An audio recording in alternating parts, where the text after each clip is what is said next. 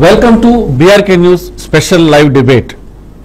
మనకు అతని పేరు సోషల్ మీడియాలో మారిపోయిపోతా ఉంది. ఇక ఉదయాన్నే రేడియో పెట్టుకుంటే శేఖర్ భాష అంటూ తనదైన స్టైల్లో అందరినీ మెప్పించి మైమరిపిస్తుంటాడు. మరి రేడియో జాకీగా ఉండి ఎందుకు ప్రతి విషయంలో ఇన్వాల్వ్ అవుతున్నాడు అంటే కామన్ మ్యాన్కి సపోర్ట్గా ఉంటాను, ఎక్కడ అన్యాయం జరిగినా మాట్లాడాల్సిన గొంతుకలు మాట్లాడకపోతే ఆ గొంతుక నేనే మాట్లాడతానని చెప్పని శేఖర్ భాష చెప్తున్న వాదన ఎలా ఉన్నా కొంతమంది ఆలోచిస్తారు. ప్రస్తుతం సమాజం ఎలా ఉంది, దారిన పోతుంటే ఏదన్నా హత్యలు జరుగుతూ ఉన్నా, గొడవలు జరుగుతూ ఉంటే మొబైల్ తీసి సెల్ఫీలు తీసుకుంటారు, కానీ రక్షించే ప్రయత్నం చేయరు. ఇది ప్రస్తుతం ఉన్న సమాజం. ఇలాంటి సమాజంలో మనకెందుకులే అని అనుకోకుండా ఒకవేళ తాను చేయగలిగిన సహాయం ఏదన్నా ఉంటే ఖచ్చితంగా ముందు నిలబడతాడు. దానికి ఎన్ని రకాల ఆటుపోట్లు ఎదురైనా కూడా ఏమాత్రం భయపడకుండా తనదైన స్టైల్లో ఎవరికి ఎలా సమాధానం చెప్పాలో అలానే సమాధానం చెప్తాడు. చూసాం, చాలా విషయాల్లో కూడా ఆయన ఇన్వాల్వ్ అయ్యాడు. ఆయన ఎవరో మీకు అర్థమై ఉంటుంది, అతనే శేఖర్ భాష. ప్రస్తుతం బీఆర్కే న్యూస్ ఎక్స్క్లూజివ్ లైవ్ ఇంటర్వ్యూలో మనతో పడుతున్నాడు. ఆయన గురించి చాలా విషయాలు తెలుసుకోవాలి. ఈ మధ్య పంజాగుట్టలో ఒక ఎఫ్ఐఆర్ అయిపోయింది. ఆ ఎఫ్ఐఆర్ మీద కూడా అనేక విషయాలు తెలుసుకునే ప్రయత్నం చేద్దాం.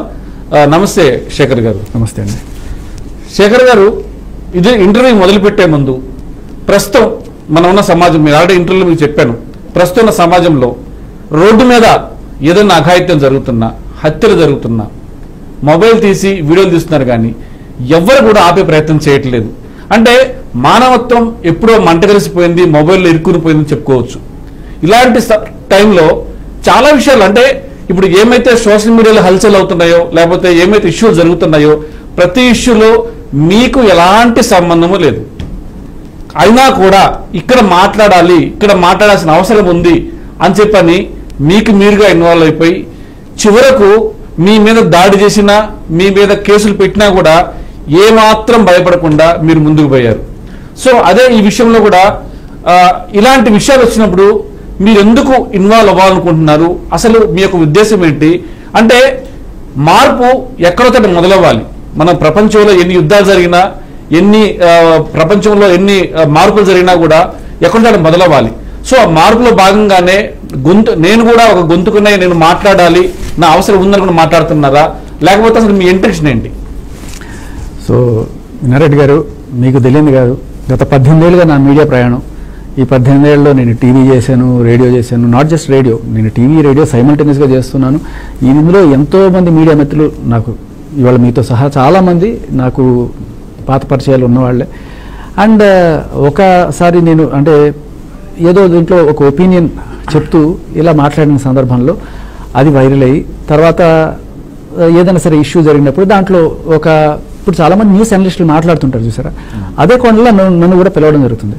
బట్ నాకు అంటే నిర్భయంగా ఉన్న ఫ్యాక్ట్ కుండ బద్దలు కొట్టినట్టుగా మాట్లాడడం అలవాటు. అలానే ఎవరిని బూతులు తిట్టను, ఏం చేయను. సహేతుకరమైన ప్రశ్నలు కరెక్ట్గా ఎవరిని అడగలేదు, లేకపోతే అడగకూడదు, అమ్మో అడిగితే పెద్దవాళ్ళు మనం టార్గెట్ చేస్తారు, ఇటువంటి ఏమీ లేకుండా సూటిగా సుత్తి లేకుండా స్ట్రైట్గా క్వశ్చన్లు నేను అక్కడ అడగడం, అలాగే నా దగ్గరకు వచ్చిన సాక్ష్యాలు ఏమన్నా అయితే ఎటువంటి ఇది లేకుండా బహిర్గతం చేయడం, ఇవన్నీ కూడా నేను చేస్తూ వస్తున్నాను. సో ఈ కోణంలో కొందరు అంటే వాళ్ళ వాదనకి బలం చేకూరట్లేదు, నా కేసు వీక్ అయిపోతుంది దీనివల్ల అని చెప్పి నా మీద దాడులు చేసిన ప్రయత్నాలు ఉన్నాయి. బట్ వీటన్నిటికంటే కూడా మీరు చెప్తున్నారే, ఎక్కడైనా సరే అన్యాయం జరిగితే మాట్లాడాలనిపిస్తుంది. దాని గురించి కన్నా నేను క్లియర్ కట్గా ఒక రూట్ ఎంచుకున్నాను, ఒక పోరాటం. దేనికోసం అంటే మగవాళ్ళ పక్షాన చాలా అన్యాయం జరుగుతుంది ఇవాళ రేపట్లో. ఒక 498A అనే ఆ లా చక్రం కింద నలిగిపోయి చచ్చిపోయిన బతుకులు ఎన్నో. ఇవాళ ఈఎంఐ మీ ఫోటోలు చూపిస్తున్న ఈ గౌతమ్ చౌదరి వాళ్ళ ఆయన మీద 498A పెట్టింది. సరే 498 పెట్టింది, అక్కడితో ఆపకుండా మీడియాకి వచ్చి రోజు ఒక 30 రోజుల పాటు ఆయన పరువు బజార్కి ఇచ్చి వాళ్ళ అమ్మని, వాళ్ళ నాన్న, వీళ్ళందరినీ తిట్టుకుంటూ వస్తుంది. ఆ రోజు అప్పుడు కూడా మనకేం తెలియదు, అక్కడ అసలు ఏం జరిగిందో ఏమీ తెలియదు. బట్ ఒక 30 రోజుల తర్వాత ఎప్పుడైతే నాకు కొంత ఇన్ఫర్మేషన్ వచ్చి కొన్ని వీడియోలు ఇవన్నీ చూసిన తర్వాత, వాళ్ళకి సంబంధించి వాళ్ళ ఫ్యామిలీకి సంబంధించిన కేసులు ఇవన్నీ కూడా చూసిన తర్వాత ఇప్పుడు నాకు ఒక క్లారిటీ వచ్చింది, దాంట్లో మాట్లాడడం జరిగింది. అలా అనేది అసభ్యకరంగానో లేకపోతే అక్రమ సంబంధాలు అంటే గట్టో నేనేం మాట్లాడలేదు. నేను క్లియర్ కట్గా ఉన్నట్టుగానే అడిగాను. ఒకప్పుడు ఇలా చెప్పారు, ఇప్పుడు ఎందుకు మాట మారుతుంది, మీ నోటితో మీరే అంత ధర్మ ఇదని చెప్పారు. సో ఆ రకంగా అడగడం చేస్తుంది. But 498A is the key thing. దీని గురించి నేను ఒక్కని కాదండి, మీకు మేబీ నేను ఒక్కడే కనబడుతున్నాను, బట్ వందలాది మంది పోరాడుతున్నారు. ఒక మాట, ఎంతమంది పోరాడుతున్నా కూడా ముందుకొచ్చి మాట్లాడాలి అంటే దమ్ము ధైర్యం ఒకటి ఉండాలి. సో నాకెందుకులే అంటే దారిని పోయే కంపెనీ ఎందుకు తగిలించుకోవాలని చెప్తున్న సమాజంలో మనం ఉన్నాం. మీరు చాలా ముందు చెప్పాను, ఇది ఏదైనా రోడ్డు మీద ఇన్సిడెంట్ జరుగుతూ ఉంటే కనీసం కాపాడే ప్రయత్నం చేయకుండా వాళ్ళు సెల్ఫీలు ఇస్తా ఉన్నారు. సో ఇప్పుడు మీ గవర్నమెంట్ విషయం కూడా మీరు ఎట్లా ఉంది? 498A కేసు ఏముందిలే, భార్య భర్తలు కూడా వరకట్నం కోసం వేధించాడు, లేకపోతే డొమెస్టిక్ వైలెన్స్ కేసు, దీంట్లో ఏం జరుగుతుంది అని మీరు చాలా తేలిక తీసి పడేస్తారు చాలా మంది. మీకు చెప్తా, దీనివల్ల ఎంతమంది చచ్చిపోయారు. అతుల్ సుభాష్ వీళ్ళు కాదు, మన తెలుగు నేలల మీద, మన తెలంగాణ, మన హైదరాబాద్ లో నిన్నగాక మొన్న ఒక ఫోక్ సింగర్ రాజు ఆయన ఆత్మహత్య చేసుకొని చచ్చిపోయాడు. ఎందుకు తెలుసా? వాళ్ళ ఆవిడ ఆయన మీద పోలీస్ కంప్లైంట్ ఇస్తే పోలీసులు స్టేషన్కి తీసుకెళ్లి ఆవిడ కాళ్ళు పట్టించారు అందరి ముందు. అక్కడ సాక్ష్యాలు అవసరం లేదు, మీకు తెలియని చట్టం కాదు ఇది. 498A కేసు పెట్టడానికి ఎటువంటి సాక్ష్యాలు ఆధారాలు అక్కర్లా, అమ్మాయి మాటే సాక్ష్యంగా తీసుకుంటున్నారు. మరి అటువంటిప్పుడు మ్యానిపులేట్ చేస్తే ఎన్ని జీవితాలు నాశనం అయిపోయినాయి, తప్పు అబద్ధాలు చెప్పి కేసులు పెట్టి ఎంతమంది డబ్బులు వసూలు చేసుకుంటున్నారు, ఎన్ని కోర్టు బయట సెటిల్మెంట్లు అవుతున్నాయి మీకు తెలుసా? ఢిల్లీలో నిన్నగా 16వ తేదీన నేను ఈ 498A బ్యాన్ చేయడం కోసం 498 అండ్ ఇంకా ఈ తప్పుడు 376 కేసెస్ కావచ్చు, లేకపోతే 493 కేసులు కావచ్చు, ఎక్స్టార్షన్ చేస్తున్న ఈ కేసుకి సంబంధించి పెద్ద సమిట్ జరిగింది. లాయర్లు, చీఫ్ జస్టిస్లు, ఢిల్లీ లా మినిస్టర్ కపిల్ గారు కూడా హాజరయ్యారు. సో దాంట్లో వాళ్ళు చెప్తుంటే నాకు మతిపోయింది, ఇంతమంది బాధితులున్నారా, ఇంతమంది చచ్చిపోయారా అని చెప్పి. సో ఇవాళ ఆయన ఇంకా బతికే ఉన్నాడు. ఆ హీరో ధర్మ మహేష్ 498 పెట్టడం మాత్రమే కాదు, ఆయన తన సొంత కన్న కొడుకును చూసుకోవడానికి ఇంటికి వెళ్తే ఏది రాత్రి 10 గంటలు అయిందట. ఫోన్ చేసి వీడిని చంపేయడానికి వచ్చాడు, లేకపోతే ఇది చేయడానికి వచ్చాడు, వీడిని తీసుకెళ్ళండి షీటిమ్స్కి కాల్ చేసి అతన్ని అక్కడి నుంచి తరిమేశారు. ఏంటి? కన్న కొడుకుని చూసుకోవడానికి. అదేమన్నా హాస్టలా 10 గంటలకు రాకూడదు, 11 గంటలకు రాకూడదని. సో అంటే అంత క్రూరత్వం చేసి, మీకు తెలుసా ఇదే కేసు మన తెలంగాణలో ఒక సైంటిస్ట్కి జరిగితే, ఆయన ఇక్కడ ఖమ్మం దగ్గర సత్తెనపల్లి దగ్గర ఎక్కడో వాళ్ళ ఆవిడ విడిపోయి ఆవిడ కూతురుతో ఉంటుంది, 6 ఏళ్ల పాప. ఆ రోజు ఆ పాప బర్త్డే, ఆయన ఆ పాప కోసం ఒక గిఫ్ట్ కొనుక్కొని దేశానికి పనికొచ్చే ఒక ఫార్మా సైంటిస్ట్ ఆయన, మేబీ కరోనాకు కూడా మందు కనిపెట్టచ్చు ఆయన అక్కడికి వెళ్ళి కూతురికి ఒక గిఫ్ట్ ఇచ్చి పోతానమ్మా అంటే వాళ్ళ ఆవిడ గేటు మొహం మీద దూసేసి పోలీసులకు ఫోన్ చేసి కూతురు కిడ్నాప్ చేయడానికి వచ్చాడని చెప్పి కేసు పెడితే మన పోలీసులు వెళ్ళిపోతారు. అంటే నీటి చౌతలు పడిస్తే ఆయన ఇక్కడికి వచ్చి ఆత్మహత్య చేసుకున్నాడు విషయం ఎంతమందికి తెలుసు? మనం ఆ ధర్మం గురించి మాట్లాడతాం, లేకపోతే రాష్ట్రం గురించి మాట్లాడతాం, ఇలా చచ్చిపోయిన వాళ్ళు వందల సంఖ్యలో ఉన్నారు సార్. ఇవాళ ఆయన గురించి మనం ఒక్కళ్ళు కూడా మాట్లాడలేదు అంటే రేపు ఆయన చచ్చిపోతే ఎవరు రెస్పాన్సిబుల్? ఆ రాజు అనే వ్యక్తి నేను కాపాడలేకపోయినా నేను ఇప్పటికి కూడా బాధపడుతుంటా. సో భాష గారు, మనం చూస్తే ఈ 498 సెక్షన్ సంబంధించి ఆడవాళ్ళు అబలలు అన్నది ఒకప్పుడు మాట, కానీ ఈరోజు చట్టాలు వాళ్ళకే సపోర్ట్గా ఉన్నాయి, రక్షణ వ్యవస్థ వాళ్ళకి సపోర్ట్గా ఉంది, షీ టీమ్స్ అనే ఒక ప్రత్యేకమైన టీం కూడా ఏర్పాటు చేశారు. ఇవన్నీ కూడా ఒకప్పటి పరిస్థితికి, ఒకప్పుడు సామాజిక కోణానికి అవసరమే. కానీ ఇప్పుడు కల్చర్ మారింది, చాలా ఫాస్ట్ జనరేషన్ వచ్చింది, అయినా కూడా ఈ చట్టాలు అవసరమా అని క్వశ్చన్ మార్క్ ఉన్నప్పుడు మీలాంటి వ్యక్తులు ఏమైతే వాయిస్ గలం రేజ్ చేశారో, ఎస్ భాష మాట్లాడింది కరెక్టే, శేఖర్ కరెక్ట్ లీడ్ తీసుకున్నారని చెప్పని ఎంతమంది మగాళ్ళు బయటికి మాట్లాడితే ఏమవుతుందో అని చెప్పని కంగారు పడి భయపడి సైలెంట్గా ఉండి లోపల కుమిలిపోయే వాళ్ళు చాలా మంది ఉన్నారు. ఇది మాత్రం వాస్తవం. మనం ఈ గౌతమి విషయానికి వస్తే నిజంగా ఒక ఆడది అంటే ఒక అమ్మాయి, ఒక మహిళ అనొచ్చు, మన ఆడది అంటే మన అక్కడ కూడా కాంట్రవర్సీ తీసుకొస్తారేమో వీళ్ళు. సో ఒక లేడీ అయి ఉండి మీ గురించి అంటే మీరు చెప్పారు చాలా స్పష్టంగా, ఈ రకంగా జరుగుతుంది కాబట్టి నేను ఎక్కడ అసభ్యకరమైన పదజాలం ఉపయోగించకుండా ఉన్న వాస్తవాన్ని ఆమె ఛాలెంజ్ చేసింది కాబట్టి దాని మీద ఎక్కడ మాట్లాడాలో అక్కడ అంతవరకే మాట్లాడిన తర్వాత ఆమె మాట్లాడిన విధానం కానీ, సో నాకు అసలు ఆ మాట చెప్పడానికి కూడా, ఒక కూతురు విషయంలో మాట్లాడితే మీరు కాబట్టి ఊరుకున్నారేమో, ఇంకొకళ్ళు అయితే చాలా ఘోరాలు జరిగాయి. సో నిజంగా ఏం మాట్లాడారు అనేది అందరు చూశారు, కానీ ఒకసారి మీరు కూడా చూస్తే అసలు సమాజం విడిపోతా ఉంది.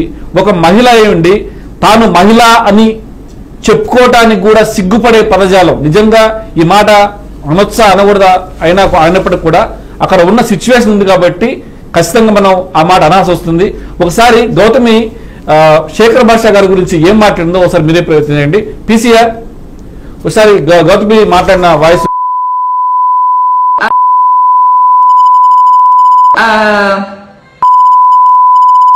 వాడు శేఖర్ భాషా గాడు, వాడి పేరే నా నోట్లో నుంచి రావటం వాడి మొహానికి చాలా ఎక్కువ.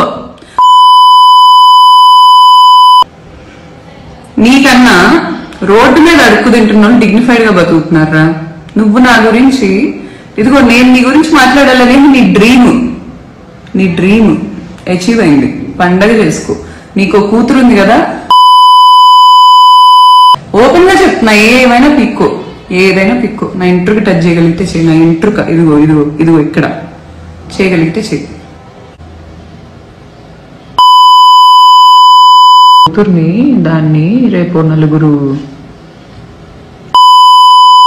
అమ్మా మగవాళ్ళు మంచోళ్ళమ్మా, నలుగురితో నువ్వు ఎంజాయ్ చేస్తావు అనుకోవాలి అని చెప్తాడు ఈ బాత్రూమ్ స్టిక్ మొహోడు.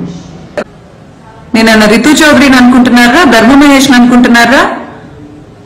ఇంటికి వస్తే కాండం ప్యాకెట్లు ఇస్తా అనుకుంటున్నారా సలాడ్లు పెట్టక ఇంట్లో? అలాంటి వారి గురించి మీరందరూ ఫైట్లు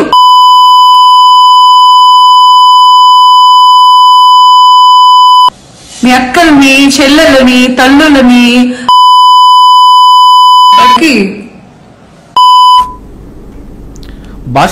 భాషా గారు, ఒక మహిళ ఇంత దారుణంగా ఒక చిన్నపిల్ల గురించి మాట్లాడడం అనేది నిజంగా మీ కూతురైనా నా కూతురైనా ఒకటే సార్. కనీసం తల్లిని, చెల్లిని, అక్కల్ని తీసుకెళ్లి సప్లై చేయమంటుంది.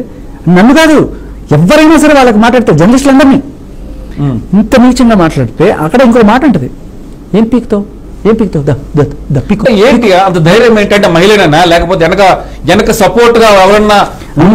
నా దగ్గర డబ్బు బలం ఉంది, నా దగ్గర మీడియా పెద్దల సపోర్ట్ ఉంది. డబ్బులు ఏం చేస్తారండి? మీడియా సపోర్ట్ ఏం చేస్తారు అంటే నేను ఏమైనా మాట్లాడొచ్చా? అదే అంటే నాకు ఇదంతా డబ్బు మదము, లేకపోతే వెనకాల ఎవరో పెద్దలు ఉన్నారని అవచ్చు. నేను ఏమైనా మాట్లాడతా, పచ్చి బూతులు తిడతా, ఎవరైనా తిడతా, ఏమైనా చేస్తా.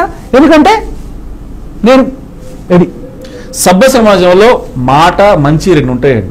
సో ఎక్కడ ఏది మాట్లాడాలి, ఏది మాట్లాడకూడదు, అసలు ఈమె మాట్లాడిన దానికి మేము బీపీ వేస్తున్నప్పుడు మా ఎడిటర్స్ కూడా ఏం సార్ దారుణంగా మాట్లాడుతుంది, అసలు మనిషి అయినా ఏముంది దాంట్లో? ఇంకా మన సభ్య సమాజం ఉన్నాం కాబట్టి నువ్వంటే మాట్లాడావు, కానీ మాకు సభ్యత ఉంది, సంస్కారం ఉంది, మేము దాన్ని చూపించలేము. నువ్వు ఎగిరిపడుతున్నావేమో, వెనక చాలా మంది పెద్దలు ఉన్నారు, లేకపోతే ఎవరేం చేయలేరని చెప్తున్నా. ప్రకృతి అంటూ ఒకటి ఉంది, ఖచ్చితంగా ఏదో రోజు శిక్షకి ఖచ్చితంగా అర్హతలు అవుతారు. చిన్న పిల్లల్ని, అక్కల్ని, చెల్లెల్ని అంటే నువ్వెవరు అసలు? ఏదైనా నీ విషయం మాట్లాడితే నీ విషయం గురించి మాట్లాడు. న్యాయం ఉంటే నాకు ఇది అన్యాయం జరిగింది, శేఖర్ అక్రమంగా మాట్లాడుతున్నాడు, శేఖర్ నువ్వు మాట కరెక్ట్ కాదని చెప్పాను. పిల్లల గురించి మాట్లాడే హక్కు మీకు ఎక్కడిదండి? అక్కా చెల్లెల గురించి మాట్లాడే హక్కు మీకు ఎక్కడిది?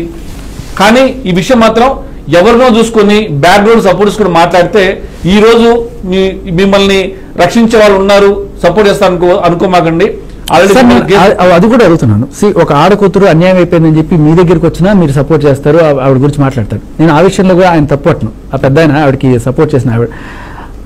కానీ ఇలా మాట్లాడేప్పుడు నేను నిప్పుని, నేను న్యాయం పక్కనే ఉంటాను, ఇన్ని మాటలు చెప్పుకుంటారు కదా సార్. ఏమైంది సార్ ఆయన న్యాయం? ఒక చిన్న పాపని ఇంత నీచంగా మాట్లాడి, ఆ అమ్మలక్కల్ని ఇంత నీచంగా తిడితే మరి ఆ మనిషికి ప్రపంచంలో ఉన్న అన్ని తప్పులు కనబడుతున్నాయి, ఈ తప్పు కనబడలేదా? అంటే ఆవిడ ఏం చేసినా నేను అనుకున్నాను, ఏం చేసినా నేను సపోర్ట్ చేస్తాను అంటున్నారా? ఒక్కరోజు ఆయన వచ్చి ఖండించారా సార్? ఆయన మీద నిందని కడుక్కోవడానికి ఆయన వచ్చి ఏదో చెప్పుకుంటున్నారు. కానీ నువ్వు ఒక బాధ్యతాయుతమైన జర్నలిస్ట్గా ఉండి ఒక్కరోజు ఆవిడన్న మాటను ఖండించాడు సార్ ఆయన. అంటే దీని అర్థం ఏంటి? ఆయన చెప్తున్నట్టుగా నేను వెనకాల ఉన్నాను, నేను సపోర్ట్ చేస్తున్నాను. ఏం చేస్తారు? I don't know. నాకు ఒక విషయం అర్థం కాదండి. నేను ఎప్పుడైతే మీ ఎఫ్ఐఆర్ స్టడీ చేస్తున్నప్పుడు కానీ, ఈ కేసు గురించి చేస్తున్నప్పుడు కానీ నాకు చాలా బాధేసింది. అంటే సజ్జనార్ గారు మొన్న ఒక ఇష్యూ మీద యూట్యూబ్లో చిన్నపిల్లల గురించి అసభ్యంగా ఇంటర్వ్యూలో మాట్లాడుతున్నప్పుడు ఆయన ఫోక్సో కేసు పెట్టారు. రైట్, మీకు మీ దృష్టిలో ఉందా?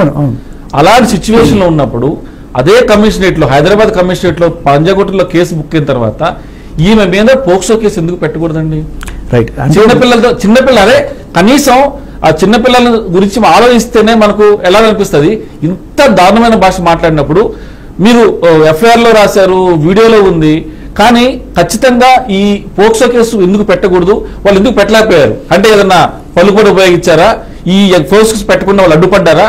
అసలు ఏంటి ఏమేమి ఉందనుకుంటున్నారు మీరు? సార్ అసలు మన పోలీసులు నా గోడు మీద కేసు పెట్టడమే నాకు గొప్ప విషయం అనుకున్నాను. బట్ నిజంగా నేను చెప్తున్నాను కదా, పంజగుట్ట పిఎస్లో సిఐ గారు అది చూడగానే మీకు ఎలా అనిపించిందో ఆయన కూడా అంతే అనిపించింది. అందరం కూడా ఫ్యామిలీ ఉందండి, మన తల్లిదండ్రులు, మన ఒక తండ్రిగా తల్లిగా మన బాధ్యత ఉంది మనకి. అప్పుడే ఆయన కూడా ఒక మాట అడిగారు, ఇది పోక్సో అవుతుందా అని కూడా ఆయన చర్చించారు. బట్ జనరల్గా అమ్మాయిల మీద కేసు అంటే ఇవాళ ఉన్న మన పిఎస్ సిస్టమ్ మీకు తెలియదు కాదు, దాంట్లో లీగల్ ఒపీనియన్కి పంపిస్తారు, లీగల్ ఒపీనియన్లో ఇదంతా పెట్టండి అనే ఒక ఇది వచ్చిన తర్వాతే వాళ్ళు ముందుకెళ్ళడం జరుగుతుంది. బట్ నేను అనుకుంటున్నది ఏంటంటే మేబీ విచారణ క్రమంలో ఛార్జ్ షీట్లో అడిషనల్గా ఇది నమోదు అవుతుందేమో అనుకుంటున్నారు. మీరు చెప్తున్న దాన్ని బట్టి సజ్జనార్ గారు, ఇప్పుడు కొంతమంది చెప్పింది ఏంటంటే చిన్నపిల్లల్ని లైంగికంగా ఫిజికల్గా అక్కడ ఉండి మనిషి వేధిస్తేనే ఇది పోక్సో అవుతుంది, కాబట్టి దీంట్లో పోక్సో అయ్యే అవకాశం లేదని అక్కడ ఎవరో నాకు చెప్పారు. బట్ మీరు చెప్తున్న దాన్ని బట్టి ఆ యూట్యూబ్ ఛానల్లో వాళ్ళని అసభ్యంగా మాట్లాడిన దానికే వాళ్ళ మీద పోక్సో. ఇంటర్వ్యూలో అంటే చిన్నపిల్లలు ఇంటర్వ్యూ చేసినప్పుడు ఆ ఇంటర్వ్యూలో అసభ్యకరమైన క్వశ్చన్ అడగటం, అసభ్యకరమైన సమాధానం చెప్పడం జరిగింది అక్కడ. దానికే అయితే ఎంత నీచంగా ఉంది సార్, ఒక నలుగురు ఒక చిన్నపిల్లని అత్యాచారం చేస్తారని మాట్లాడితే మరి దీనికి పోక్సో ఎందుకు కాలేదనేది మరి మేబీ నేను టైం మీరు కరెక్టే. పంజగుట్ట ఇన్స్పెక్టర్ గారికి వచ్చిన బాధ తెలుసు, ఆయన కూడా చాలా మంచి వ్యక్తి. మన అంటే ఓవరాల్ గా పోలీస్ డిపార్ట్మెంట్ కూడా కొంచెం ఏదైనా ఆస్తి అడుగులు వేస్తారు. మీరు అన్నట్టు కొన్ని ప్రజలు ఉన్నప్పటికీ కూడా చట్టం తన పని తాను చేసుకుంటూ పోతుంది. తెలంగాణ గవర్నమెంట్ లో వచ్చింది ప్రజాపాలన కాబట్టి మీరు ఎక్కడ కూడా భయపడాల్సిన అవసరం లేదు. భయపడంటే ఇవి నా భయమని కాదు, ఇక్కడ ఉంది హైదరాబాద్ కమిషనర్ సజ్జన గారు ఉన్నారండి. సజ్జన గారికి ఆడపిల్లలన్నా చిన్నపిల్లలన్నా చాలా గౌరవం, అది మీకు తెలిసిందే సార్. ఒక ఆడపిల్ల చిన్నపిల్లని తిట్టి ఇప్పుడు ఆయన ఎవరికి సపోర్ట్ చేస్తారు సార్? చిన్నపిల్ల సపోర్ట్ చేస్తాడు. ఎందుకంటే అక్కడ ఒకటి ఆయన పోలీస్ ఆఫీసర్ గా మనం సార్ ఇక్కడ నేను అనేది ఆడపిల్ల మగ ఇది వదలాలి సార్. మనం ఆడపిల్ల మగవాడ మంచి చెడు మాత్రమే చూడాలి సార్. మంచి వాళ్ళు చెడ్డవాళ్ళు ఆడవాళ్ళలోనే ఉంటారు, మగవాళ్ళలోనే ఉంటారు. ఒక ఆడపిల్ల చెడ్డ చేసినంత మాత్రం ఆడపిల్ల కదా అని వదిలేయడం అనేది కరెక్ట్ కాదు. మన మాటల్లో మన వ్యవహార శైలిలో ఇది మారాలి సార్. ఆడపిల్ల అంటే సజ్జనార్ గారికి ఆడపిల్ల అంటే గౌరవం ఉండొచ్చు. ఎలాంటి ఆడపిల్లలు? మంచి ఆడపిల్లలు, మంచి ప్రవర్తనతో ఉండే ఆడపిల్లలు, అలాగే మంచి కాకుండా చెడుగా ఉండే ఆడపిల్లల మీద కొరడా జులిపించాలి. ఖచ్చితంగా చట్టం కొరడా జులిపించాలి. అలా ఉంటేనే ఇది అవుతుంది తప్ప, అంతేగాని ఆడపిల్ల కాబట్టి ఎవరైనా ఓకే అంటే ఇలా చెలరేగిపోయి బూతులు మాట్లాడడము. అసలు సార్ నేను చెప్తున్నా, ఇటువంటి వాళ్ళ వల్ల కదా ఇవాళ 498 పెడితే అది నిజమా అబద్ధమా అని చెప్పి ఆలోచించే పరిస్థితి. ఇప్పుడు ఇన్ని పచ్చి బూతులు ఇన్ని మాట్లాడినా కూడా భర్తను ఎన్ని తిట్టుంటుందో అని డౌట్ రాదా ఎవరికైనా? అంటే అన్నోన్ పర్సన్ మిమ్మల్ని మీరేదో అడ్డుగా వస్తున్నారు, మీరేదో బీహార్ గ్యాంగ్లు పెట్టి కొట్టించేంత చేయగలిగిన మనిషి నన్ను కొట్టాయంటే నమ్మసక్యంగా ఉందా సార్? నేనైతే నమ్మనండి. అంటే ఇప్పుడు చట్టం ఉంది కదా అని వెళ్ళి కేసులు పెట్టడం, బట్ ఒక మనిషి నిజస్వరూపం అనేది ఆవిడంతటికి ఆవిడే బయట పెట్టుకుంది ఒకరోజు. ఇది చూసిన ఎవరికైనా సరే ఈవిడ ఎవరైనా ఇలా ఈవిడ మాటలతోటో లేకపోతే చేష్టలతో ఈవిడ బాధించగలదు, కానీ ఈవిడ ఎవరైనా బాధించగలరా? ఎంత క్లియర్ కట్ గా, ఎంత క్యాలిక్యులేటెడ్ గా చెప్తాను. మీ కాల్ రికార్డులు తెప్పిస్తా, మీ బ్యాంక్ స్టేట్మెంట్లు తెప్పిస్తా, సీడీఆర్లు తెప్పిస్తా. For your kind information, call records తెప్పించడం ఇల్లీగల్. తర్వాత ఇవన్నీ ఇల్లీగల్ పని చేస్తా అని చెప్పి పబ్లిక్ స్టేట్మెంట్ ఇచ్చిన తర్వాత కూడా ఎలా తెప్పించగలుగుతున్నావు? నువ్వు మాట వస్తు చెప్పావా? నిజంగా తెప్పిస్తున్నావా? తెప్పించావా? ఖచ్చితంగా దీని మీద ఎంక్వైరీ జరగాలండి. కాల్ రికార్డ్స్ తెప్పించడం అనేది ఇల్లీగల్ యాక్టివిటీ కాబట్టి ఇంత యథేచ్ఛగా, ఇంత నిస్సిగ్గుగా నేను కాల్ రికార్డ్స్ తెప్పించాను అని దారి చేపిస్తా అని చెప్పి అంటాం సార్. దానికి ఇల్లీగల్ మీరు సరదాగా అన్నారు అనుకోవద్దు. ఎందుకంటే ఇప్పుడు ధర్మా మహేష్ ఆవిడ మీద పెట్టిన కేసు ఏదైతే ఉందో దాంట్లో క్లియర్ కట్ గా సెక్షన్ 72 ఇంకొకటి పెట్టారు. అది ఏంటి అంటే ఆయన కాల్ రికార్డ్స్ ఆవిడ దగ్గరికి ఎలా వచ్చింది? వాళ్ళ నాన్న ఆయన మాట్లాడుకుంది, లేకపోతే వాళ్ళ ఫ్రెండ్ ఈయన మాట్లాడుకున్న కాల్ రికార్డ్ ఆవిడ దగ్గరికి ఎలా వచ్చింది? జస్ట్ కాల్ రికార్డ్సే కాదు, కాల్ సిడిఆర్ఏ కాదు, కాల్ రికార్డ్స్ కూడా తెప్పిస్తుంది ఆవిడ. Okay, that's evident. ఎందుకంటే ఎక్కడి నుంచి తీసుకున్నారు ఆవిడ? ఆయన ఈవిడ సపరేట్ అయిపోయి చాలా రోజులు ఉన్నారు. ఆయన ఫోన్లో ఆయన ఎవరితో మాట్లాడుతున్నారో ట్రాక్ చేసి ఆ కాల్ రికార్డ్స్ తీసుకొచ్చి మీడియా ముందు పెట్టిందంటే how is it possible? That itself shows the proof. సరదాగా లేదు సార్, నిజంగా జరుగుతుంది అక్కడ. అంటే ఒకటండి, సరదాగా అన్న బాడీ లాంగ్వేజ్ కావచ్చు, తర్వాత నిజంగా నిస్సిగ్గుగా అనే వాళ్ళ మాటల యాటిట్యూడ్ మనం ఆ వీడియోలో మనం గమనించవచ్చు. ఎంత యాటిట్యూడ్ గా, ఎంత ధైర్యంగా, అంటే నన్ను ఎవరు ఏం చెప్పేసింది కూడా నా ఇంటికి కూడా మనం ఆ మాట మనం మాట్లాడటం మళ్ళీ మన గురించి తప్పుగా అనుకునే సందర్భం కూడా ఉంది. సో ఇంత దారుణమైన భాషా ప్రయోగం చేశారని చెప్పానంటే, అంటే వెనుకున్న వ్యక్తులు కూడా మనం జనరల్గా ఒక మాట అనుకుందామండి. చిన్నపిల్లలు కనుక లేకపోతే మనకు తెలిసిన మహిళలు కనుక సపోర్ట్ చేస్తున్నప్పుడు ఆ మహిళను మనం ఏదైనా తప్పుగా మాట్లాడితే అమ్మ ఇలా మాట్లాడకూడదు తప్పమ్మా అని చెప్పనాలి. సో దానికి సంబంధించిన క్షమాపణలు చెప్తే నువ్వు ఇలా చెప్పడం కరెక్ట్ కాదు, నువ్వు ఇలా స్టేట్మెంట్ ఇచ్చావని చెప్పని అది కూడా లేదు. అంటే నువ్వేమైనా మాట్లాడు మీ అనుకున్నాం. అంటే ఆమె మాట్లాడే యాటిట్యూడ్ కావచ్చు, ఆమె బాడీ లాంగ్వేజ్ ఎలా ఉందంటే ఇక నన్ను ఎవరు ఏం చేయలేరు అని చెప్పేసి ఒక మొండి ధైర్యము లేకపోతే తెగింపు అనుకోవచ్చు. ఇక దాన్ని ఆపాలి అంటే ఎవరు ఆపాలి? చట్టం, న్యాయం, పోలీస్ డిపార్ట్మెంట్. ఖచ్చితంగా పోలీస్ డిపార్ట్మెంట్ మీరు సజ్జనర్ గారిని కూడా కలిసే ప్రయత్నం కూడా చేయండి ఒకవేళ కనుక దృష్టి తీసుకొచ్చి. ఎందుకంటే డెఫినెట్ గా ఆయన స్పందిస్తారు. అంటే సార్ జనరల్ గా ఇప్పుడు ఒక ఎఫ్ఐఆర్ కంప్లైంట్ పెట్టినప్పుడు పోలీసులు తీసుకోవడం, నిరాకరించడమో లేకపోతే జాప్యం ఇలాంటివి ఉంటే మనం జనరల్గా పై ఆఫీసర్స్ దగ్గరికి వెళ్తుంటాం. బట్ నాకు పంజగుట్లో ఆయన చాలా అంటే అంత ఫాస్ట్ రెస్పాన్స్. నేను ఫ్రాంక్ గా చెప్తున్నా, నేను ఇంతకు ముందు అసలు ఇక్కడ ఈ ఉద్యమం అంతా స్టార్ట్ అయిందే పంజగుట్ట పిఎస్లో. అప్పుడు నేను ఒక అనామకుడిని నార్మల్గా వెళ్ళి, సార్ నాకు ఇలా ఒక అమ్మాయి బెదిరింపులు చేస్తోంది, ఇది చేస్తోంది అని చెప్పి వెళ్ళిన అప్పుడు కేసు పెట్టడం అనేది నాకు ఒక కానిస్టేబుల్ అక్కడ సంజాయించాడు మొత్తం చట్టం సిస్టమ్ని. భయ్యా నీ దగ్గర ఎన్ని సాక్ష్యాలు ఉన్నాయి, ఒక అమ్మాయి మీద నువ్వు కేసు పెట్టాలంటే అదే ఒక అమ్మాయి మీద అమ్మాయి దగ్గర ఏ సాక్ష్యాలు లేకుండా మీద పెట్టాలంటే ఇట చిటికలో పని అయిపోతుంది. అంటే నాకు అర్థం కాల. అవునా, ఇదే మన లీగల్ సిస్టమ్ అర్థం కాల. అదేంటి సార్ నన్ను ఫ్యామిలీని బెదిరిస్తుంది, చంపేస్తానంటుంది, ఇన్ని అన్నా కూడా నువ్వు కేసు పెట్టి నువ్వు మొగడివి భయ్యా అన్న. నాకు అర్థం కాల. ఎవరు తెలియక చెప్తున్నారులే అనుకున్నా. సిస్టమ్ మీకు అక్నాలెడ్జ్‌మెంట్ మాత్రమే ఇవ్వగలం మేము, ఇప్పుడు కాదు, చాలా రోజుల క్రితం. సో అంటే నాకు అప్పుడు ఎలా చేయాలి ఏమి తెలియదు. నేను డైరెక్ట్గా వెళ్ళి అక్కడ రిసెప్షన్లో మాట్లాడేవాను. ఇప్పుడు తర్వాత సిఐ గారిని కలిసిన తర్వాత ఆయన స్పందించాను తీరుసారు. ఆయన చూడగానే ఆయనే ఇరిటేట్ అయ్యారు, ఏంటంటే ఇంత నీచంగా మాట్లాడతారని చెప్పి ఆయనే చేయండి అన్నారు. బట్ అక్కడ ఈ యాంగిల్ వస్తుందా లేదా, మీరు చెప్పిన పోక్సో యాంగిల్ వస్తుందా లేదా కనుక్కోమని లీగల్ ఒపీనియన్ పంపించారు. But still maybe they are FIR పెట్టడం అనేది ఎందుకు ఇంపార్టెంట్ అంటే నా మీదకి రేపు ఏదైనా సరే వస్తే ఈ బీహార్ గ్యాంగులు పంపించి కొట్టించి చేస్తానంటుంది కదా, అదేమన్నా వస్తే ఖచ్చితంగా ఒక భయం అయితే ఉంటుంది. ఫస్ట్ అయితే ఎఫ్ఐఆర్ చేశారు, బట్ ఈ పోక్సో కేసు నెక్స్ట్ పడచ్చేమో చెప్పలేము. ఖచ్చితంగా నేను పంజాగుట్ట ఇన్స్పెక్టర్ కలిసి నాకు బాగా పరిచయం కూడా వ్యక్తి నాకు యాక్చువల్గా. సో ఆయన ఏది కూడా as per law as an records ఏమైతే ఉందో. ఇంకోటి ఏంటంటే మనం గుర్తుపెట్టుకోవాలండి, అక్కడ హైదరాబాద్ కమిషనర్గా ఉంది సజ్జనర్ గారు. సో ఆయన ప్రతి విషయాన్ని నిశ్చితంగా పరిశీలిస్తారు. ఎఫ్ఐఆర్ అయిన తర్వాత ఈ కేసు ఎందుకు పెట్టలేదు, ఎందుకు చేయలేదు ఉంటుంది. కాబట్టి మొత్తం మీద డిపార్ట్మెంట్ అన్నారు లేదు. కాకపోతే శేఖర్ గారు నాకు విషయం అర్థం కావట్లేదు, ఇంత నిస్సిగ్గుగా మాట్లాడి ఇన్ని రోజులు అయిన తర్వాత కూడా నేను అంటే మీరు చెప్పారు కొంత సమయం అయింది ఎఫ్ఐఆర్ అవడానికి, కొంత లేట్ అయిపోయింది.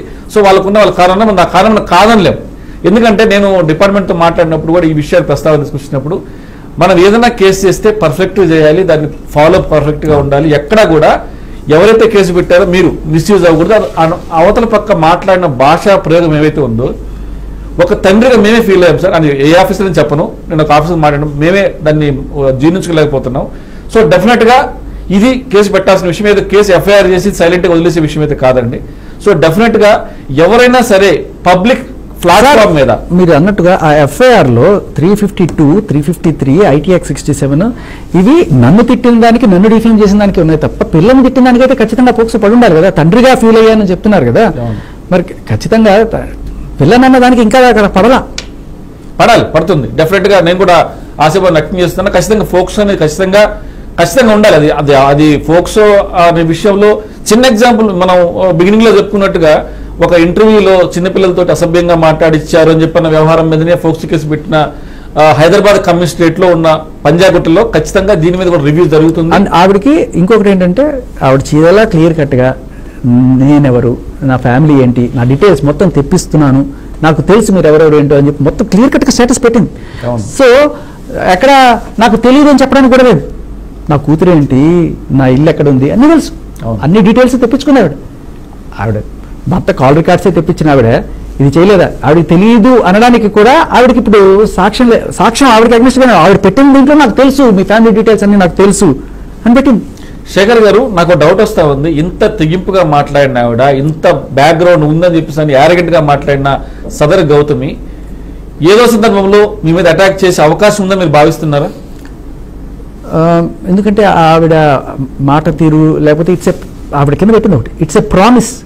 వాళ్ళు వచ్చి మిమ్మల్ని కొడుతుంటే మీరు కాళ్ళు పట్టుకొని అడుక్కుంటారు, ఆ రోజు గుర్తు తెచ్చుకోండి, that is Gautami Chowdary, it's a promise అని చెప్పింది. ఓకే. సో మరి ఇంత దారుణంగా యారగెంట్ గా మాట్లాడిన తర్వాత ఇప్పుడు ఎఫ్ఐఆర్ అయితే అయిపోయింది. దీంట్లో ఆన్ డిమాండ్ అంటే అది శేఖర్ భాషా గారు చేస్తున్న డిమాండ్ కాదు, పబ్లిక్ డిమాండ్ అని చెప్పుకోవచ్చు. ఖచ్చితంగా ఇలాంటి సిచ్యువేషన్స్ అప్పుడు చిన్నపిల్లల్ని ఇంట్లో వాళ్ళని కనుక తిడుతుంటే నువ్వు నీతో మాట్లాడింది శేఖర్ భాష, నీ ఇష్యూలు ఇన్వాల్వ్ అయింది శేఖర్ భాష, దానికి కారణం ఎప్పుడు ఇన్వాల్వ్ అయ్యాడు 10 days తర్వాత చెప్తున్నారు. 30 రోజుల తర్వాత సార్, 35 రోజులు 30 రోజుల తర్వాత పబ్లిక్ స్టేట్మెంట్ ఇచ్చావు నువ్వు. ఆ పబ్లిక్ స్టేట్మెంట్ ఇచ్చిన తర్వాత నువ్వు ఇచ్చిన పబ్లిక్ స్టేట్మెంట్ రెస్పాండ్ అవ్వాలి. అది శేఖర్ భాష అవ్వచ్చు, నేను అవ్వచ్చు, ఇంకెవరైనా సిటిజన్ అవ్వచ్చు. As a Indian citizen definite గా ప్రశ్నిస్తారు. నువ్వు పబ్లిక్ ప్లాట్ఫామ్ మీద మాట్లాడినప్పుడు ఎవరూ ప్రశ్నించకూడదు, నేను మాట్లాడిన విని ఊరుకోవాలంటే మాత్రం జరిగే పనులు కావు. ఎక్కడో చాట రగలాలి, ఎక్కడో చాట మొదలవ్వాలి. సో అది మొదలైంది. శేఖర్ భాష లాంటి వ్యక్తులు ఖచ్చితంగా ఆడవాళ్ళకి అన్యాయం జరుగుతుందని చెప్పని ఎవరైతే గగ్గోలు పెడుతున్నారో మరి మగవాళ్ళకి అన్యాయం జరుగుతుందని చెప్తున్న సార్, ఇక్కడ మగాళ్ళకన్నా ఆడవాళ్ళకి ఎక్కువ అన్యాయం జరుగుతుంది. మీకు చెప్తాను, నేను ఎలాగో చెప్తా. ఆవిడ ఒక 498 కేసు పెట్టుకొచ్చి వీళ్ళ ధర్మ వాళ్ళ మదర్ని హీరోయిన్తో హీరోయిన్ తీసుకొచ్చి కొడుకు పక్కలేస్తుంది అని ఆవిడ్ని, వాళ్ళ సిస్టర్ని 1 night స్టాండ్లని, డ్రగ్స్ అని ఆవిడ్ని, తర్వాత ఎవరో అపోలో హాస్పిటల్లో ఒక లేడీ డాక్టర్ని ఆవిడ పేరు తీసి ఆవిడ అడ్రస్ చెప్పి పబ్లిక్ ప్లాట్ఫామ్ మీద మూడు వాళ్ళు కూర్చుంటామని ఏ రకమైన ప్రూఫ్ లేకుండా అన్నీ తీసుకొచ్చి అది అక్కడితో కాకుండా ఓ హీరోయిన్ రీతు చౌదరి, ఆఖరికి నా కూతురు. సో ఎంతమంది ఆడవాళ్ళు సార్? ఒక్క ఆడదానికి అన్యాయం చేస్తుంటే శేఖర్ భాష వచ్చి ఆడదాని మీద ఫైట్ చేస్తున్నారు కాదు. వీళ్ళ వల్ల ఆడవాళ్ళకే అన్యాయం ఎక్కువ జరుగుతుంది. ఎప్పుడో చెప్పారండి ఆడదానికి ఆడదే శత్రులు అని చెప్పాను. చాలా దారుణం సార్. ఇప్పుడు ఇదేనా సార్, నేను జానీ మాస్టర్ కేసులో కూడా అక్కడ ఆవిడకి అగ్నెస్ట్గా వచ్చాను. ఆవిడకి అగ్నెస్ట్గా కాదు సార్, సుమలత గారికి సపోర్ట్గా వచ్చాను నేను. ఆవిడ ఏం తప్పు చేసింది సార్? ఆవిడ సదరు ఇల్లాలు 2 పిల్లల్ని పెంచుకొని మొగుడు చూసుకుంటూ ఉన్న ఆవిడ్ని ఇప్పుడు పెళ్ళైందని తెలిసి ఒక కొంప కూల్చడానికి వస్తే ఎలా ఉంటుంది సార్? ఆవిడ పెళ్ళైన విషయం ఆయనకి మాస్టర్కి పెళ్ళైన విషయం అందరికీ తెలుసు కదా, వచ్చారు కదా, కొంప కూల్చారు కదా. మరి ఆవిడ మళ్ళీ మాట్లాడితే ఆవిడ మీద కేసు పెడతారా? ఒక ఆడదానికి నా కాపురం కూల్చడానికి ఒక ఆవిడ వచ్చింది అని చెప్పి ఆవిడ చెప్పుకోవడానికి కూడా లేకుండా ఆవిడ మళ్ళీ. సో ఇలా ఉంది పరిస్థితి. అంటే మీకు కనబడుతున్నది నేను ఏదో ఆడవాళ్ళకి అగ్నెస్ట్గానో చేస్తున్నాను కొంతమంది అనుకుంటుంటారు. కాదు సార్, ఇక్కడ వెనకాల ఉండేది ఇబ్బంది పడేది ఆడవాళ్ళు, ఫ్యామిలీలు మొత్తం కూడా. ఎస్ శేఖర్ గారు, ఆయన పేరు ఎందుకు పెట్టుకున్నారో తెలియదు కానీ నిజంగా ఆయన యొక్క మూమెంట్స్ అన్ని కూడా సినిమాటిక్ గానే ఉంటాయి. కానీ రేడియోలో మీకు చాలా మంది ఫ్యాన్స్ ఉన్నారండి. అంటే మీరు నాకు తెలిసి అంటే ఒక ఫ్రెండ్ గా మన ఇద్దరు పరిచయమే, కాకపోతే ఏదైనా సరే ఒక రీసెర్చ్ చేసి అనాలిసిస్ చేసి, అంటే రేడియో ఆర్జే అంటే అది సామాన్య విషయం కాదు, ఏదో ఊరికి ఏదో 4 మాట మాట్లాడడం కాకుండా ఒక విషయాన్ని తీసుకుంటే ఆ విషయాన్ని అనలైజ్ చేసి పబ్లిక్ అర్థమయ్యేలా చెప్పుకుంటూ పోవడం అనే దాని మీద మన యొక్క టాలెంట్ ఆధారపడి ఉంటుంది. సో ఇట్లాంటి సమయంలో మనం ఇలాంటి ఇష్యూస్ వచ్చినప్పుడు నిజంగా చాలాసార్లు నేను కూడా అనుకున్నా, అప్పుడు నేను కూడా కామన్ మ్యాన్ కాబట్టి ఎందుకు భాష అన్నిట్లో ఇన్వాల్వ్ అవుతున్నాడు అని ఒకసారి అనిపిస్తుంది. అదేవరు ఒక కామన్ మ్యాన్గా, యాజ్ అ జర్నలిస్ట్గా, తర్వాత కొన్ని విషయాల్లో ఎగ్జాంపుల్ చెప్తున్నా, గౌతమి విషయంలో నాకు చాలా అంటే చాలా కోపం వచ్చింది. నాకు కూడా కూతురు ఉంది. నా కూతురు అంటే మీరు ఊరుకున్నారేమో, ఇంకా దాన్ని పబ్లిక్ ప్లాట్ఫామ్ మీద చెప్పకూడదు, కానీ అంత ఆవేశం వస్తుంది. సో అలాంటి ఆవేశాన్ని కూడా అణుచుకొని ఎవరి కోసమో మీరు నిజంగా చేస్తున్న ఫైట్, అంటే నేను ఇంతకు ముందు నేను అందరి దృష్టిలో మీరు కూడా ఒక మాట అన్నారంటే మహిళల గురించి మాట్లాడుతున్నారు, మహిళలకు సపోర్ట్ చేస్తున్నారు, మగాడి సపోర్ట్ చేసేవాళ్ళు లేరు అని. కానీ మీరన్న సందర్భం నాకు ఒకటి రీచ్ అవుతా ఉంది. అంటే ఒక ఇష్యూ జరిగినప్పుడు ఒక మహిళల తరపునే వస్తున్నా నేను, ఈ ఒక మహిళ వల్ల సఫర్ అయ్యే మహిళలు చాలా మంది ఉన్నారు. ఈ గౌతమ విషయంలో కూడా మీరు చాలా విషయాలు చెప్పారు. సో ఈ మహిళలు ఎందుకు ఇంత మాట అనొచ్చో లేదో బరితెగించో, లేకపోతే రెచ్చిపోయో, లేకపోతే కొన్ని పదాలు మనకంటూ ఒక కల్చర్ ఉందండి. మన ఆడవాళ్ళని ఎందుకు సార్ రెస్పెక్ట్ చేయమని చెప్తారు? ఎస్, మగాళ్ళలాగా బూతులు మాట్లాడరు, మందు కొట్టరు, సిగరెట్లు తాగరు. సరే ఇప్పుడు అన్నీ కానివ్వండి, ఇప్పుడు మా హక్కులు అని చెప్పి చేస్తున్నారు. కానీ బూతులు మాట్లాడడం, లేకపోతే ఒకరిని దూషించి బూతులు కూడా మాట్లాడుకో పర్సనల్ స్పేస్లో, కానీ పబ్లిక్ ప్లాట్ఫామ్ మీద నేను ఏ రకమైన ఏ రోజు నేను ఒక బూతు తిట్టలేదు, కనీసం నీ క్యారెక్టర్ అసాసినేషన్ గురించి కూడా ఏం మాట్లాడలేదు. సో ఒక మనిషి అలా బూతులు ఎలా తిట్టగలరు? అది కూడా చిన్నపిల్లలు. అంటే నాకు తెలిసి వాళ్ళు ఎప్పుడైతే ఈ పదజాలం ఉపయోగిస్తున్నప్పుడు నాకు కనిపించింది ఆన్ స్క్రీన్ మీద ఒక బాడీ లాంగ్వేజ్ ఒకటి ఉంటుందండి.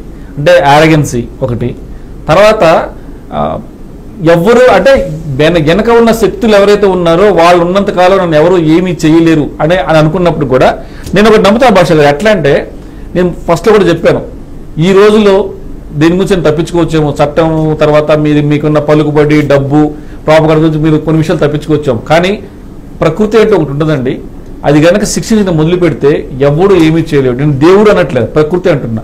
సో ఓకే, అది పక్కన పెడితే భాష గారు, దీంట్లో ఒక మహిళ ఉండి వేరే వాళ్ళ మహిళలను కూడా ఇష్టం వచ్చినట్టు మాట్లాడుతున్న తీరుని మనం ఏ విధంగా అనలైజ్ చేయాలంటారు?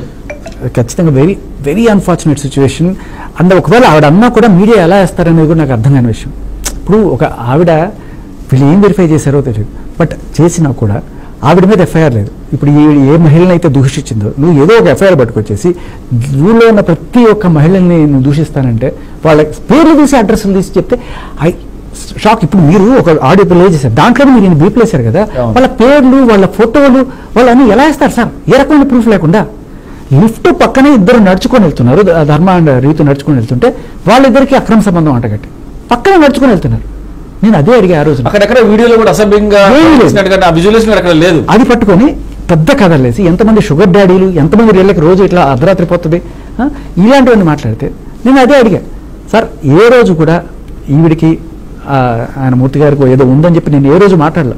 ఎవరన్నా అన్నా కూడా నేను ఒకటే అడిగా, సార్ మూర్తి గారు వాళ్ళు వీళ్ళు అంటున్నారు ఇలా ఎంగిల్ ప్లేట్ ఏదో మాట్లాడుతున్నారు, బాధగా ఉంది కదా సార్, మీరు సంజాయించుకోవాల్సిన స్టేజ్కి వెళ్ళారు కదా సార్, బాధగా ఉంది కదా సార్, ఏమి లేకపోతే అంటే ఇలాగే బాధగా ఉంటుంది కదా.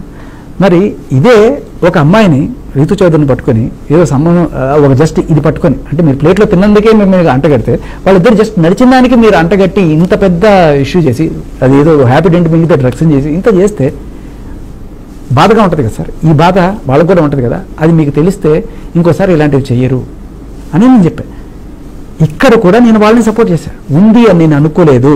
కానీ ఇలా అవతల వాళ్ళకి పెయిన్ ఏదైతే ఉంటుందో ఏం లేకపోయినా ఉంది ఉంది అని చెప్పి మీరు చేస్తున్నది అది ఖచ్చితంగా మీకు ఇవాళ తెలుస్తుంది, ఇంకోసారి ఇలాంటివి చెయ్యరు.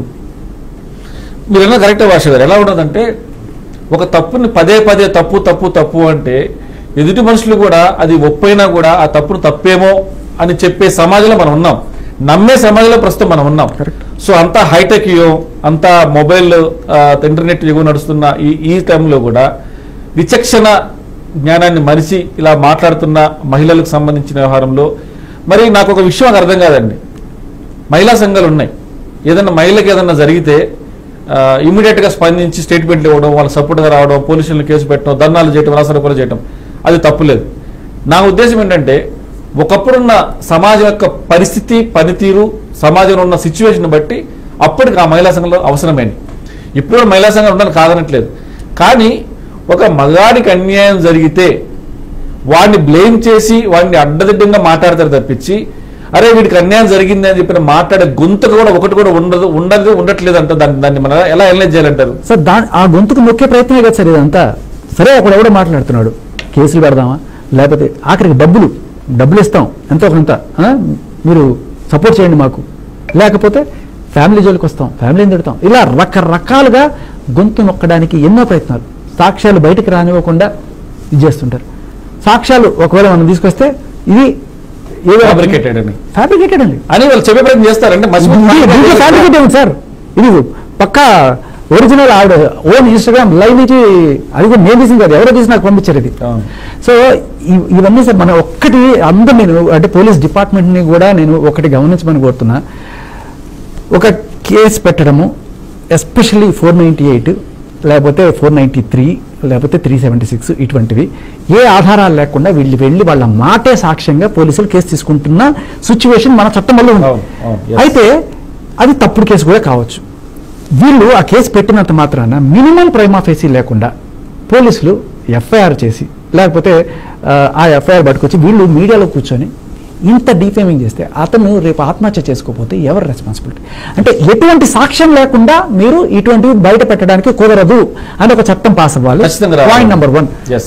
రెండోది, మీరు ఎవరైనా సరే మనిషి నాకు అన్యాయం జరిగిందంటే పోలీస్ స్టేషన్కి వెళ్ళి కేసు పెడతాం. ఒకవేళ అక్కడ మనకి న్యాయం జరగలేదు అంటే అప్పుడు మీడియాకి వచ్చి గగ్గోలు పెడతాం, నాకు నేను వెళ్ళాను సార్ వాళ్ళు రెస్పాండ్ అవ్వలేదు అని చెప్పి. కానీ ఇప్పుడు పోలీస్ స్టేషన్లో కేసు పెట్టా వెళ్ళి 498 అక్కడ ఎఫ్ఐఆర్ అయిన తర్వాత నువ్వు మీడియాకి వచ్చావు అంటే పోలీసులు మేము కేసు తీసుకోమన్నారా? లేదు, తీసుకున్నారు. ఓకే, మరి నువ్వేమైనా సాక్ష్యాలు ఇచ్చావా? అక్కడ ఇస్తే దానికి తగ్గట్టుగా న్యాయం జరగాలి కదా, ఏం ముందుకెళ్ళలేదు. సో మీడియాకి ఎందుకు వచ్చావు? ఎవరైనా సరే మీరు గుర్తుపెట్టుకోండి, ఇది చాలా చాలా ఇంపార్టెంట్ విషయం. మీడియాకి వచ్చారు అంటే వేరే మోటివ్స్ ఉంటాయి దీని వెనకాల.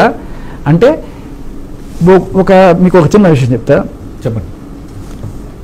ఎవరైనా సరే విడాకులు తీసుకొని వెళ్ళిపోయి వేరే పెళ్లి చేసుకుందాం అనుకున్నా, లేదు అత్యాచారానికి గురైందని చెప్పి కంప్లైంట్ చేసిన ఏ మహిళ అయినా రేపు ఇంకొకరిని పెళ్లి చేసుకుందాం అనుకున్నా, లేకపోతే లివింగ్ రిలేషన్లో ఉంది అని చెప్పి పెట్టిన 493 కేసు వాళ్ళు ఎవరైనా సరే విడిపోయిన తర్వాత బ్రేకప్ అయిన తర్వాత వేరే వాళ్ళు పెళ్లి చేసుకుందాం అనుకున్నా కూడా ఒక ఇంపార్టెంట్ క్లాజ్ ఏంటంటే గోప్యత. ఇప్పుడు పోక్సో కేసు ఉంది, వాళ్ళ విక్టిమ్స్ లేకపోతే అత్యాచారానికి 376 వాళ్ళ ఐడెంటిటీ ఎందుకు రివీల్ చేయండి సార్? ఎందుకంటే వాళ్ళకి రేపు ఒక జీవితం కావాలి. ఆ నిజంగా బాధితులు ఎవరైతే ఉంటారో వాళ్ళ గురించి ప్రపంచం అంతా తెలిస్తే ఈ అమ్మాయి అత్యాచారం కాబట్టి అమ్మాయి ఈ అమ్మాయి రేపు ఎవరో ఒకళ్ళు పెద్ద మనసుతోటి అయినా కూడా సరే నేను పెళ్లి చేసుకుంటాను నేను వెళ్తే సరే ఆయన పెద్ద మనసు కూడా అర్థం బయటకు వెళ్ళిన తర్వాత వీడేరా ఆ అమ్మాయిని చేసుకున్న రాజా రామ్మోహన్ రావు లేకపోతే కందుకూరు వీరేశలింగం పత్తులు అని చెప్పి ప్రతి ఒక్కళ్ళు కూడా వీని గుచ్చి మాట్లాడితే వాడు అమ్మాయి విషయం ఉంది. ఇది కూడా కాకుండా ఆ వీడియోలో చేసి సోషల్ మీడియాలో ట్రోల్ చేసే వాళ్ళు ఎంతమంది ఉన్నారండి? సో సో చట్టం ఎందుకు పెట్టారు సార్? గోప్యత అనేది చాలా ఇంపార్టెంట్. కనీసం ఎఫ్ఐఆర్ లో పేరు పెట్టిన తర్వాత ఈ పోక్సో కానీ లేకపోతే ఈ అత్యాచారం కేసులో కూడా ఎందుకు పేరు బయటకు రాకూడదని పెడతారు? ఎందుకంటే రేపు వీళ్ళే బయటకు వచ్చి ఇప్పుడు జానీ మాస్టర్ కేసు తీసుకోండి, ఆమె కేసు పెడితే బయటకు వచ్చి నేను పెట్టాడు. ఇప్పుడు అది కూడా 22 ఏళ్ల మహిళలు పోక్సో కేసు పెట్టడం ఏంటో, పోక్సో కేసు పెట్టిన వాళ్ళు బయటకు రాకుండా ఉండంటే ఈవిడ బయటకు వచ్చి నేనే పెట్టానని చెప్పడం ఏంటో, ఇంకా ఆవిడకి ఏ రకమైన న్యాయం అక్కడ?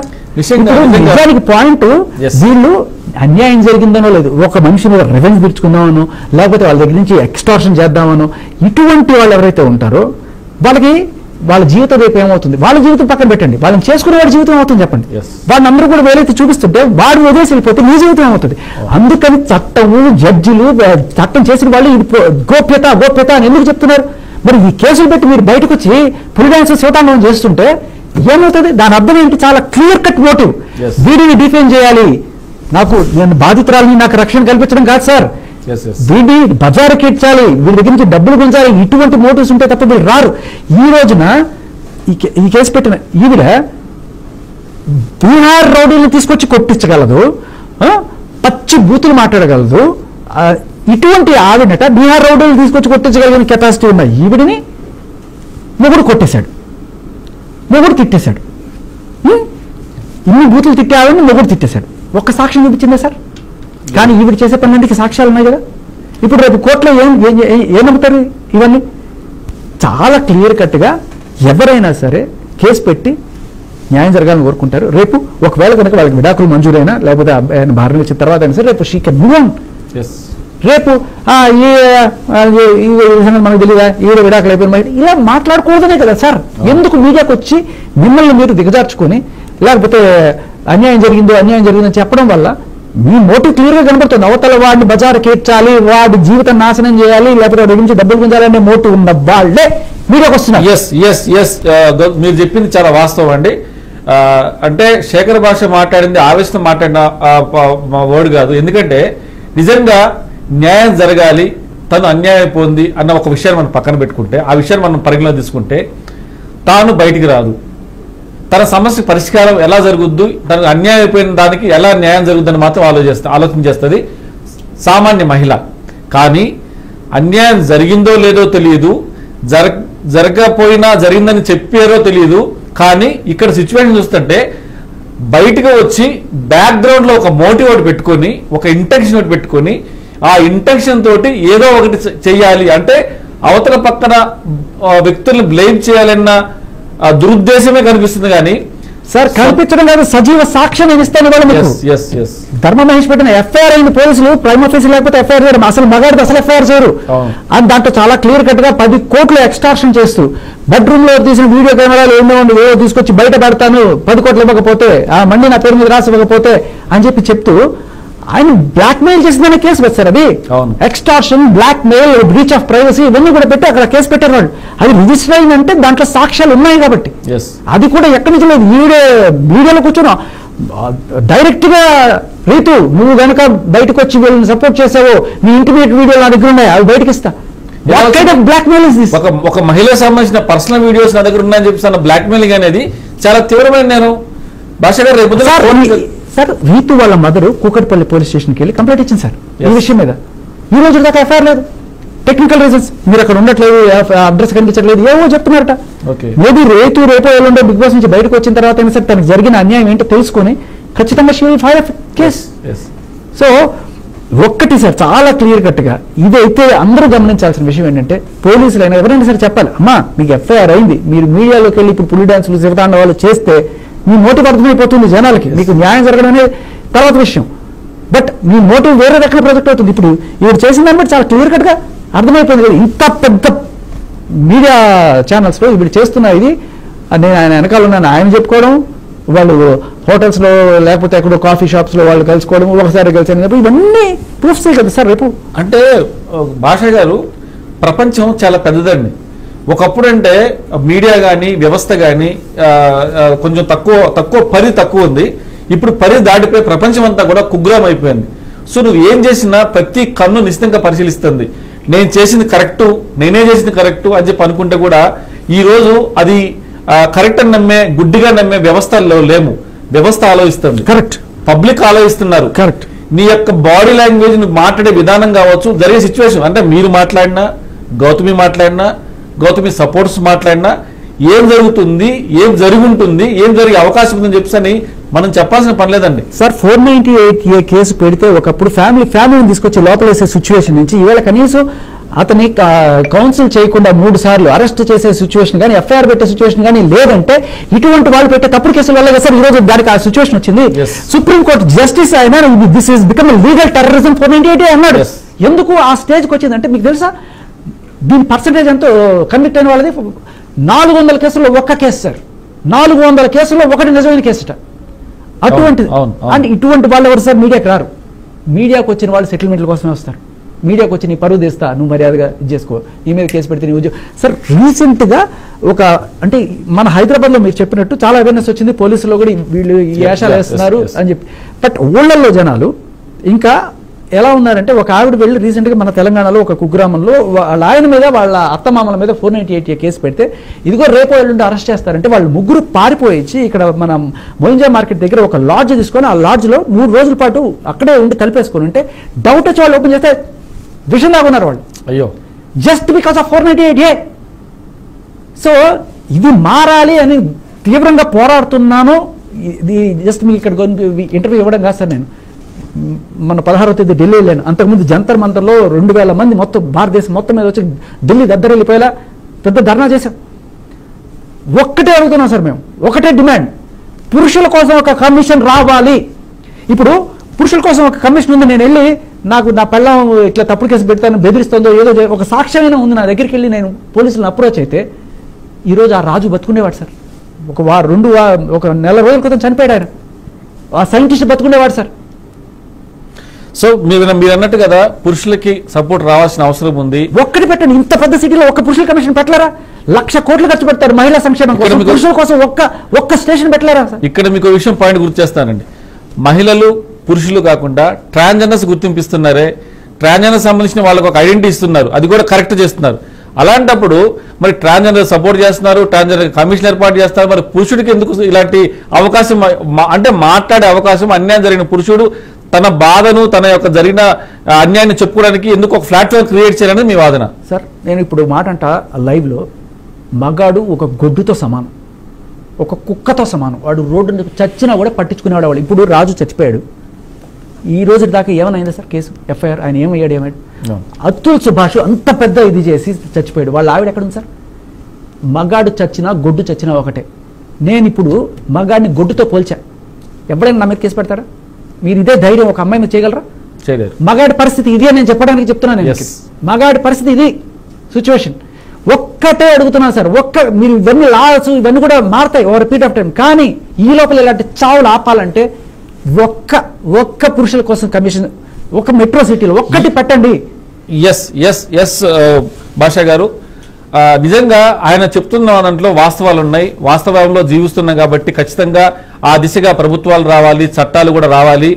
ఎంత మహిళలైతే మాత్రం సానుభూతి చూపించడం వరకు ఓకే, కానీ శృతిమించి సానుభూతి చూపించిన నేపథ్యంలో కూడా చాలా జరుగుతున్నాయి. మనం చూసాం శేఖర్ భాష ఇన్వాల్వ్ అయిన కేసులకు సంబంధించి కావచ్చు, తర్వాత మహిళలు అంటే గోప్యతగా ఉండాల్సిన విషయాలు పబ్లిక్ లోకి తెచ్చారంటేనే వాళ్ళ యొక్క మోటివ్ అనేది గుర్తించాలి. అలాగనే పురుషుడికి అన్యాయం జరిగితే మహిళలకు ఏ రకంగా ట్రీట్ చేస్తున్నారో, మహిళలకు ఏ రకంగా సపోర్ట్ చేస్తున్నారో అదే రకంగా పురుషులు కూడా సపోర్ట్ చేయాలి. ఇలాంటి గౌతమిల్ వ్యవహారంలో మీరు ఖచ్చితంగా వన్ సైడ్ కాకుండా టూ సైడ్స్ ఆలోచించి న్యాయపరంగా ఏమైతే అంశాలు ఉన్నాయో ఆ పరంగా మీరు చర్యలు తీసుకోవాలని చెప్తున్నా కూడా శేఖర్ భాష డిమాండ్ చేస్తున్నాడు. ఖచ్చితంగా అలాంటి రోజు రావాలి. శేఖర్ భాష లాంటి వాళ్ళు తమ యొక్క సమయాన్ని వెచ్చించి ఎన్నో మాటలు పడుతూ కూడా ముందుకు పోతున్నారు. అలాంటి వాళ్ళకి ఖచ్చితంగా ఇలాంటి ప్లాట్ఫామ్ వచ్చిన రోజే గుర్తింపు వస్తుందని కూడా నేను భావిస్తున్నాను. This is Dinnareddy signing of.